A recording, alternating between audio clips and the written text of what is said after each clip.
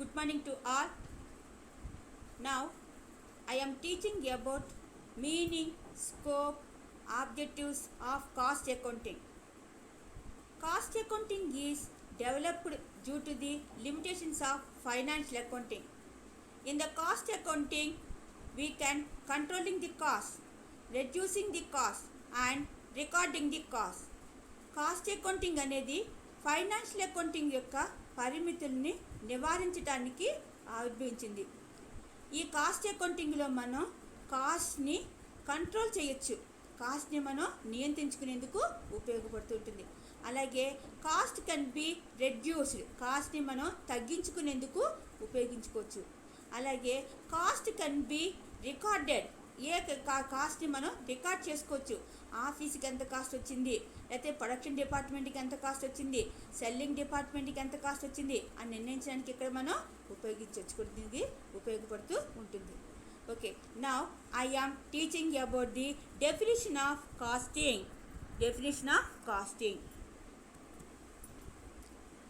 Cost accounting is the accounting method for ensuring cost effectiveness by accumulating, organizing, recording, calculating, analyzing and assessing the overall expenses incurred on a product, process or project, etc.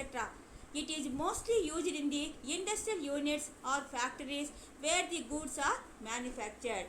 Okay, costing అనేది ఒక ఉత్పత్తి లేదా ప్రక్రియ లేదా project మొదలైన వాటికి ఏంటంటే మొత్తం ఖర్చుల్ని కూడబెట్టుకోవటం, అలాగే వాటిని నిర్వహించటం, అలాగే రికార్డ్ చేయటం, దాన్ని రికార్డ్ చేయటం. క్యాలిక్యులేటింగ్ అంటే ఏంటి, క్యాలిక్యులేట్ చేయటం అంటే లెక్కించటం. ఎనలైజింగ్ విశ్లేషించటం, అలాగే అసెస్సింగ్ అంచనా వేయటం. వీటన్నిటి కోసం అని చెప్పేసి ఈ కాస్టింగ్ అనేది ఒక కంబైన్ పద్ధతిలో రూపొందించడానికి ఉపయోగిస్తూ ఉంటుంది. దీన్ని ఎక్కువగా కర్మాగారాలు అంటే ఫ్యాక్టరీస్లోను, అలాగే ఉత్పత్తి చేసే వాటి చోట ఎక్కువగా ఉపయోగిస్తూ ఉంటుంటారు. Okay, next one related terminologies. అంటే కాస్టింగ్లో మనకి దానికి అనుబంధంగా అనేక పర్యాపదాలు మనకి కనిపిస్తుంటాయి. చూడండి, there are specific terminology which though have a different meaning but are usually used as a substitution for the cost accounting. The three otherwise are as follows. Cost అకౌంటింగ్లో మనకి అలాగే అదే మీనింగ్ తోటి ఇంకొక పదాలను కూడా మనం ఉపయోగిస్తుంటాం. అయితే వాటికి వేరు మీనింగ్స్ ఉంటుంటాయి, కానీ వాటిని కూడా మనం కాస్ట్ అకౌంటింగ్ అనే అంటుంటాం. అవి ఎక్కువగా మనం 3 చోట్ల మనకి అవి ఎక్కువగా కనిపిస్తుంటాయి. అవి ఏంటి అంటే, ఒకటి కాస్ట్, రెండోది కాస్టింగ్, మూడోది cost accountancy. Casting, cost accountancy అనే 3 చోట్ల మనకి ఎక్కువగా కనిపిస్తుంటాయి. వాటి యొక్క మీనింగ్లు ఏంటో మనం ఇప్పుడు చూద్దాం. Okay, first one cost. Cost refers to any expenses or sacrifice made to develop a product or services. Cost అంటే ఏంటి అంటే, ఏదైనా ఒక ప్రోడక్టు లేదా ఒక సర్వీసు, ఒక వస్తువు లేదా సర్వీస్ని డెవలప్ చేయడానికి అంటే దాన్ని అభివృద్ధి చేయడానికి, లేదా దానికి ఏంటంటే ఎక్స్పెన్సెస్ లేదా ఖర్చులు లేదా దాన్ని సాక్రిఫైస్ త్యాగం చేయడానికి ఏంటంటే దాన్ని ఏవైతే ఉంటాయో అదే కాస్ట్ కింద అంటుంటారు. Okay, as the manufacturing units or industries or concern, the 3 significant elements of cost are material, labor and overheads. These are further divided into 2 categories each, that is direct. Okay, every ఇండస్ట్రీస్లో కూడా manufacturing యూనిట్స్ని ఉత్పత్తి చేసేటప్పుడు దాంట్లో మనకి cost అనేది 3 రకాల కింద మనకి కనిపిస్తుంటుంది. ఒకటి మెటీరియల్స్, రెండోది లేబరు, మూడోది ఓవర్ హెడ్స్. అయితే మెటీరియల్స్, లేబరు, ఓవర్ హెడ్స్ అంటే ఏంటో ఇప్పుడు చూద్దాం. మెటీరియల్స్ అంటే ఏంటి, మనకి ఏ ప్రోడక్ట్ అయినా కనుక మనకు ఉత్పత్తి చేస్తున్నాము అని అంటే కనుక దాంట్లో కొంత మెటీరియల్స్ అనేది అవసరం ఉంటుంది. మీకు నిన్న క్లాస్లో చెప్పాను, అదే సేమ్ ఉంటుంది. If you want to produce a table, ఒక టేబుల్ని ప్రొడ్యూస్ చేస్తాం అనుకోండి, దానికి మనకి ఏం కావాలి, వుడ్ కావాలి. Wood is the material. అలాగే మనకి దానికి కొంత లేబర్ అవసరం ఉంటారు. ఆ లేబర్ కూడాను దాన్ని ఏమని పిలుస్తాం, లేబర్ అని అంటుంటాం. అయ్యే దానికి డిజైన్స్ వేయాలి, కలర్స్ వేయాలి, అవన్నీ కూడాను కొన్ని ఎక్స్పెన్సెస్ అవసరమై ఉంటాయి. వాటిని ఏమని పిలుస్తాము, ఓవర్ హెడ్స్ అని పిలుస్తుంటాం. ఓకే, ఇవన్నీ కూడాను కాస్ట్ అనేది కింద వస్తుంటాయి అన్నమాట. అలాగే ఈ కాస్ట్ వీటిని కూడా మళ్ళీ తిరిగి మనం 2 kinds కింద డివైడ్ చేస్తుంటాం. ఒకటి డైరెక్ట్, రెండోది ఇండైరెక్ట్. అంటే ఏంటి, మెటీరియల్లో మనకి 2 ఉంటాయి అన్నమాట. ఒకటి డైరెక్ట్, రెండోది ఇండైరెక్ట్. అలాగే లేబర్లో కూడాను 2 ఎక్స్పెన్సెస్ ఉంటాయి, డైరెక్ట్ ఎక్స్పెన్సెస్, ఇండైరెక్ట్ ఎక్స్పెన్సెస్. అలాగే ఓవర్ హెడ్స్లో కూడాను 2 ఎక్స్పెన్సెస్ ఉంటాయి, డైరెక్ట్ ఎక్స్పెన్సెస్, ఇండైరెక్ట్ ఎక్స్పెన్సెస్. మరి మెటీరియల్లో డైరెక్ట్ ఎక్స్పెన్సెస్ అంటే ఏంటి అంటే కనుక, డైరెక్ట్ అంటే ఏంటి, the material which are directly used in the production. The material which are directly used in the ప్రొడక్షన్లో డైరెక్ట్గా యూజ్ చేసే మెటీరియల్ ఏమని పిలుస్తాము, డైరెక్ట్ మెటీరియల్ అని పిలుస్తుంటాం. ఫర్ ఎగ్జాంపుల్ వుడ్ అనమాట. అలాగే the material which are indirectly used in the production. ఆ material ప్రొడక్షన్లో ఇండైరెక్ట్గా కనుక యూజ్ అయితే దాన్ని ఏమని పిలుస్తాము, ఇండైరెక్ట్ మెటీరియల్ అని పిలుస్తుంటాం. ఫర్ ఎగ్జాంపుల్ స్క్రూ అని అంటుంటాం. నెక్స్ట్ అలాగే లేబర్ కూడా మనకి 2 kindsలో ఉంటాయి. First one is the direct labour, second one is the indirect labour. Direct labour అంటే ఏంటి, the labour which are directly influence on the production. ఏ లేబర్ అయితే కనుక ప్రొడక్షన్ మీద డైరెక్ట్గా ఇన్ఫ్లుయెన్స్ చూపిస్తారో వాళ్ళని ఏమని పిలుస్తాం, direct labour. If you want to produce a table you need some carpenters. Okay, so వాళ్ళకి ఏం పే చేస్తాం, వేజెస్ పే చేస్తాం. So wages are called as the direct wages.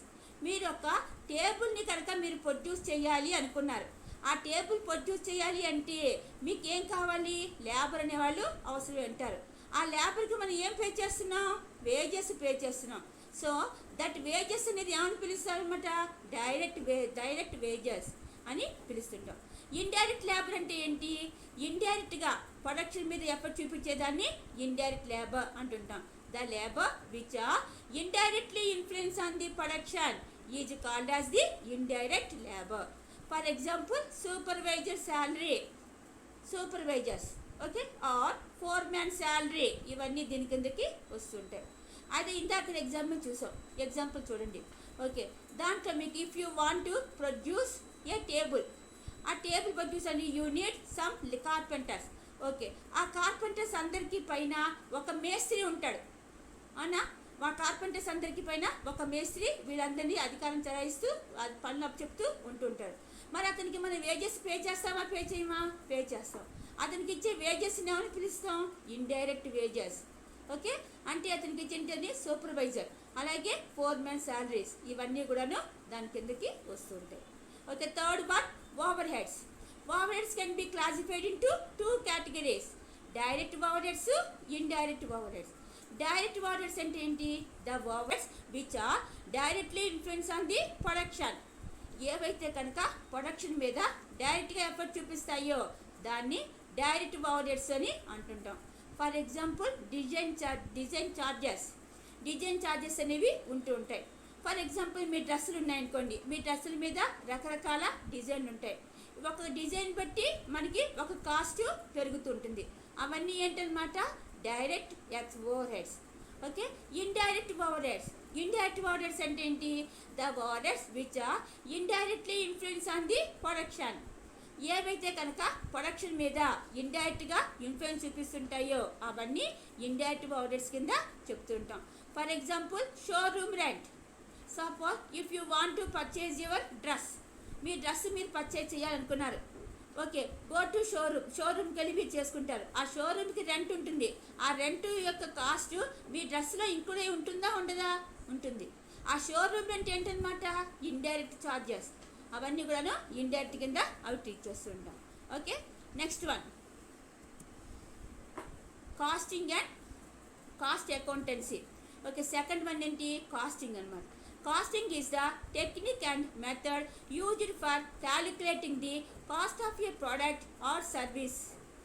Okay, costing అనేది ఒక ప్రోడక్ట్ లేదా ఒక సర్వీస్ని క్యాలిక్యులేట్ చేయడానికి ఉపయోగించేటువంటి టెక్నిక్ లేదా ఒక రకమైనటువంటి మెథడ్, అది ఒక రకమైన పద్ధతి లేదా ఒక టెక్నిక్ లాగా ఉంటుంటుంది. Next, cost accounting is a systematic process of applying the cost as well as Cost accounting methods in business activities. It ensures cost control and reduction. Cost accounting అనేది ఏంటంటే కాస్ట్ అకౌంటెన్సీ అనేది ఏంటంటే systematic process of applying ఇది కాస్టింగ్ని apply చేయడానికి ఉపయోగించేటువంటి ఒక క్రమబద్ధమైనటువంటి ప్రక్రియ. అది business యాక్టివిటీస్ని అది అమలుపరుస్తుంటుంది. అది దాంట్లో మనకి కాస్ట్ కంట్రోల్ ఉంటుంది, అలాగే కాస్ట్ని రిడక్షన్ చేయటం అనేది కూడాను దీంట్లో ఉంటుంది. Okay, next one, scope of cost accounting. Cost accounting యొక్క scope. Cost accounting is being widely applied by the production units to modify the process and maximize the profit.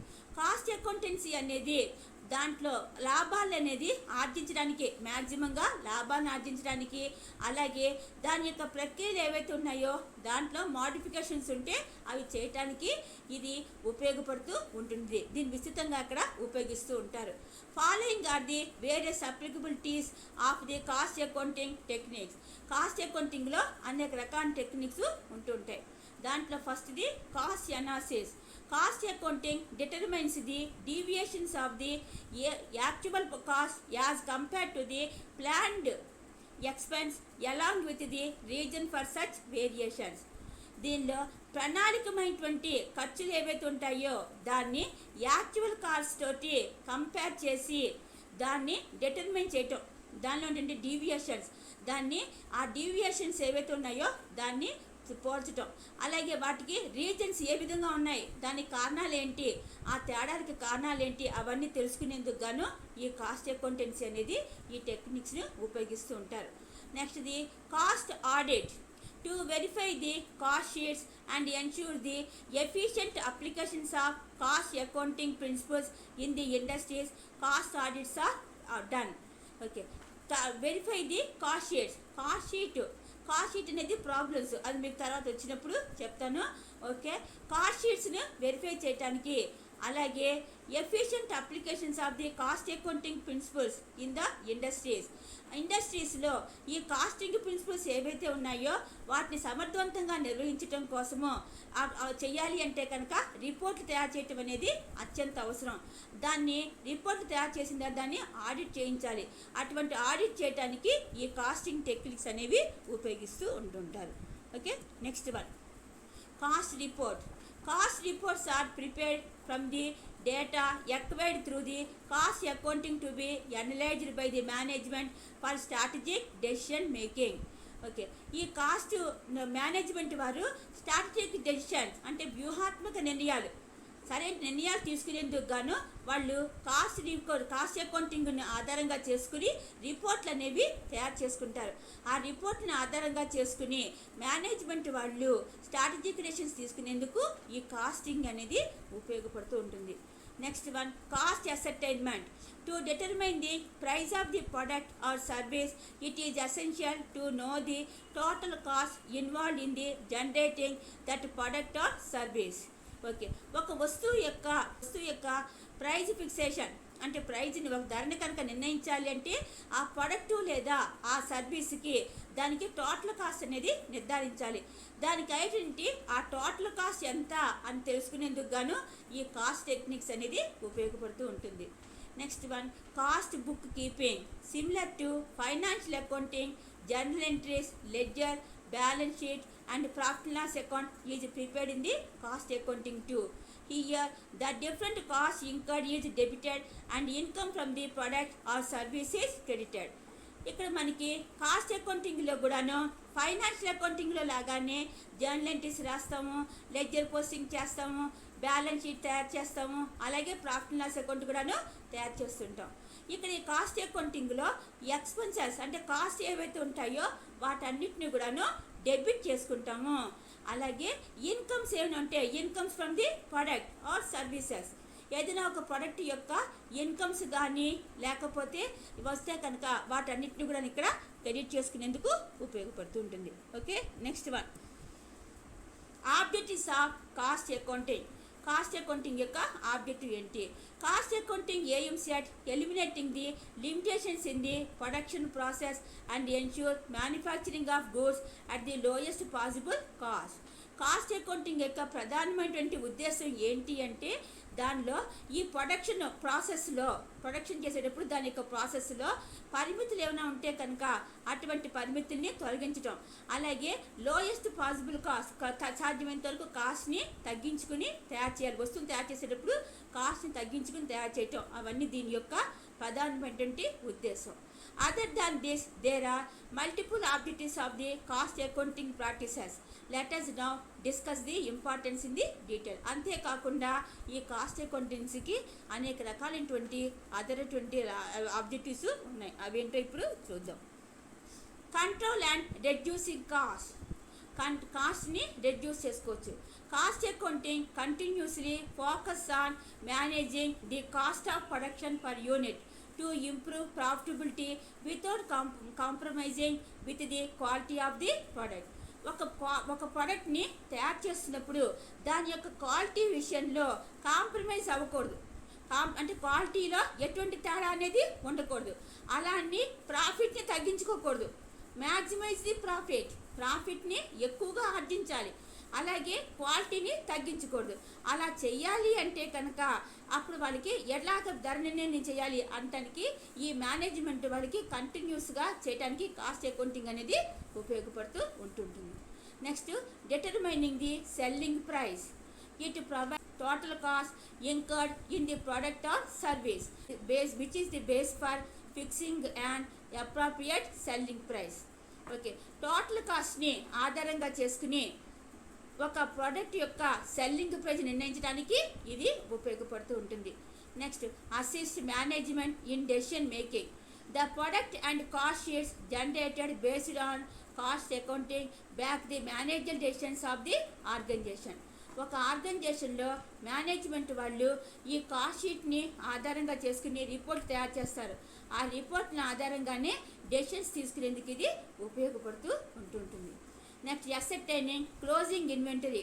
It determines the closing inventory value at the end of the financial year. At the end of the financial year, ascertaining the closing inventory. Financial సంవత్సరం చివరన ఈ closing inventory అంటే ఏంటి? సరుకు దాన్ని తయారు చేసి దాని వాల్యూని లెక్క కట్టడానికి ఇది ఉపయోగపడుతూ ఉంటుంటుంది. Next one, ensure profit from each activity. Cost accounting reviews the cost and takes corrective actions as each level ensure profitability from all. Cost accountings అనేది కాస్ట్ని రివ్యూ చేస్తూ ఉంటుంది, అలాగే అండ్ టేక్ కరెక్టివ్ కరెక్టివ్గా యాక్షన్స్ని అట్ ఈచ్ లెవెల్ ప్రతి రేంజ్లో కూడాను ఈచ్గా ప్రతి యాక్షన్స్ తీసుకుని ఈ ప్రాఫిటబుల్స్ అన్ని రకాలుగా కూడాను లాభాలను ఆర్జించడానికి ఏ విధమైన చర్యలు తీసుకోవాలి అని చేయడానికి ఇది ఉపయోగపడుతూ ఉంటుంటుంది. Okay, next one, conclusion. Can be seen as a self-ascertainment tool in the hands of management. It acts as a source of information like closing inventory, capital expenditure, direct and indirect costs, etc. It is the preparation of financial accounting of an organization. Cost accounting అనేది management నిర్వహణలో ఒక సొంత సాధనంగా ఉంటుంటుంది. ఇది సంస్థ యొక్క financial accounting ఏవైతే ఉంటాయో ఫైనాన్షియల్ అకౌంటింగ్లోని అవి క్లోజింగ్ ఇన్వెంటరీ కానీ ఆ క్యాపిటల్ ఎక్స్పెండిచర్ మూలధన ఖర్చులు, అలాగే ప్రత్యక్షమైన ఖర్చులు, అలాగే పరోక్షమైన ఖర్చులు, వీటన్నిటిని కూడాను వీచడానికి వాటి సమాచారాన్ని తెలుసుకునేందుకు ఇది ఉపయోగపడుతూ ఉంటుంటుంది. The concept of service costing is widely applied for determine the expenses incurred in the business activities carried out and the services organizations. It helps in the applying the cost accounting in the service industries. సేవా సంస్థల్లో నిర్వహించే వ్యాపార కార్యక్రమాల్లో అయ్యే నిర్ణయించడానికి ఈ service cost అనేది ఉపయోగపడుతూ ఉంటుంది. సేవా పరిశ్రమల్లో కాస్ట్ అకౌంటింగ్ని అనువర్తింప చేయడానికి ఇది సహాయకారిగా ఉంటూ ఉంటుంది. ఓకే, నెక్స్ట్ దీంట్లో ఏంటంటే important points. Scope of the cost accountancy, cost analysis, cost audit, cost report, cost ascertainment, cost bookkeeping. Objectives of the cost accounting. Okay, cost and reducing the cost, determine the selling price, assist management in the decision making, ascertain closing inventory, ensure profit from each activity. This is about meaning, scope and objectives of accounting. Okay, if you have any doubts, please contact me in WhatsApp app. Okay, thank you.